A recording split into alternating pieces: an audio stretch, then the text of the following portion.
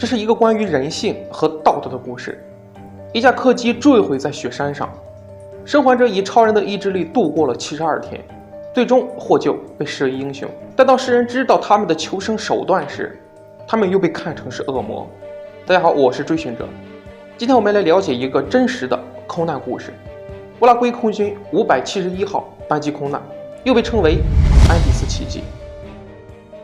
1972年的时候，一架搭载45人的客机坠毁在4000米高的安第斯山脉上。由于失事位置太偏僻，再加上当地气温-30度，十分寒冷，生还者苦苦地等待救援队的到来，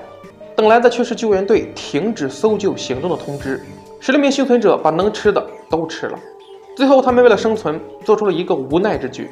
那就是吃掉遇难者朋友的尸体。直到其中2名球员在艰难的情况下步行10天下山，最终成功获救，靠吃人肉度过了72天。45人最终只剩下16名生还者。50年前究竟发生了什么？又是什么样的信念支撑他们存活下去呢？接下来我们就回到故事线上，重新回顾一下事故发生的全部经过。1972年，乌拉圭有一支业余的橄榄球队——基督教徒俱乐部。他们接到邀请，打算飞往智利的首都圣地亚哥，与英格兰老男孩橄榄球队进行一场友谊赛事。我们都知道，橄榄球队人数比较多，虽然是一支业余的球队，但前后加起来也有50个人左右。这么多人买票坐飞机有点麻烦，他们为了方便决定租一架飞机。经过挑选，他们看中了乌拉圭空军的第571号飞机。飞机包下来之后一交接，球队队长发现飞机上有多余的座位，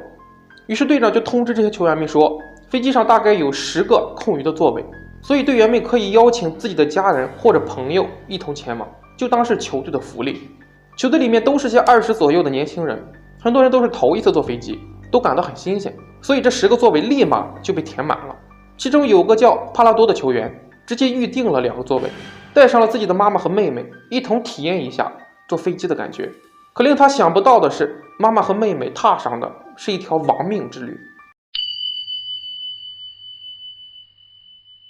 1972年10月12日这一天，大家兴高采烈地赶往到了乌拉圭最大的机场卡拉斯科国际机场，并顺利登机。飞机上加上5名机组人员，一共是45个人，所有的人都非常兴奋。可是还没高兴多长时间，他们的飞机刚飞到安第斯山脉附近的时候，就突然遭到了恶劣天气，不适合再继续飞行了，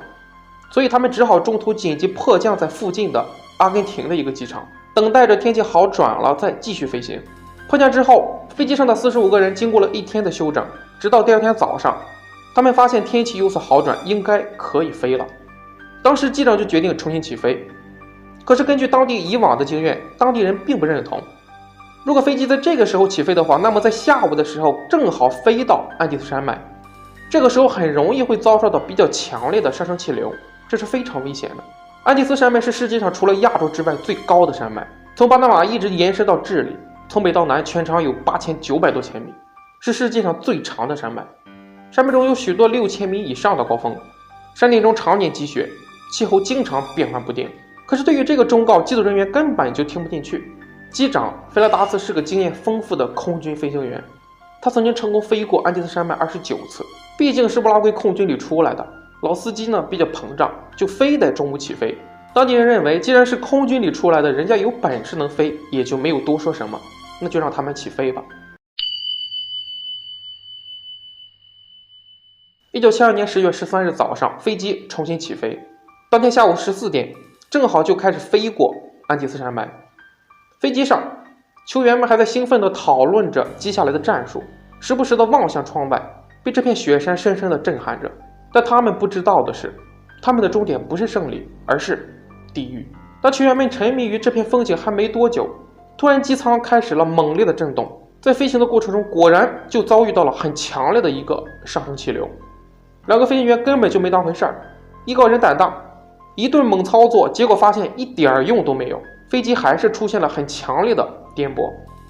直到这个时候，这俩飞行员才意识到自己闯祸了，不该起飞的。由于视线不佳，再加上飞行员操作，飞机提前进入了转弯的程序。飞行员还对飞机的位置做出了错误的判断，以为飞机已经飞过了库里克，决定下降高度，而实际上飞机依旧处于安第斯山脉的上空。伴着飞机的下降，剧烈的气流让飞机颠簸得非常厉害。同时机长也看到了眼前的山峰，知道大事不妙，于是开始以最大的功率拉升高度。可惜为时已晚，虽然飞机头部成功地掠过了山峰，但是尾部却直接撞击上了山顶，最终机尾被撕裂掉了下去，而机身也失去了平衡，坠入了这茫茫的雪山之中。幸好当时安第斯山脉终年积雪，再加上当时撞击力度并不是特别的猛烈，飞机在雪地里滑行了725米，终于安稳地停下了。飞机在空中解体时，有5个人被甩出飞机丧生，随后在剧烈的碰撞中又有7个人丧生，最终45个人只有33个人存活了下来。然而对于这暂且存下来的33个人来说，噩梦才刚刚开始。尽管活了下来，但他们的日子也并不好过。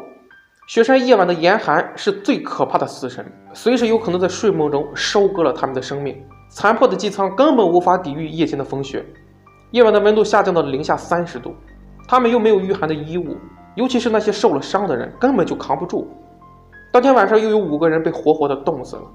，33个人也只剩下了28个人了。剩下的人把遇难者的尸体从机舱拖到了外面，用烧坏的行李堵住机舱的破洞，再用雪塞住缝隙处，把飞机座椅上的座套拆下来裹在身上保暖。虽然他们随身携带了打火机，但是身边根本没有多余可以燃烧的东西，他们甚至烧掉了身上携带的所有纸币。在夜晚，飞机残骸外面气温-30度，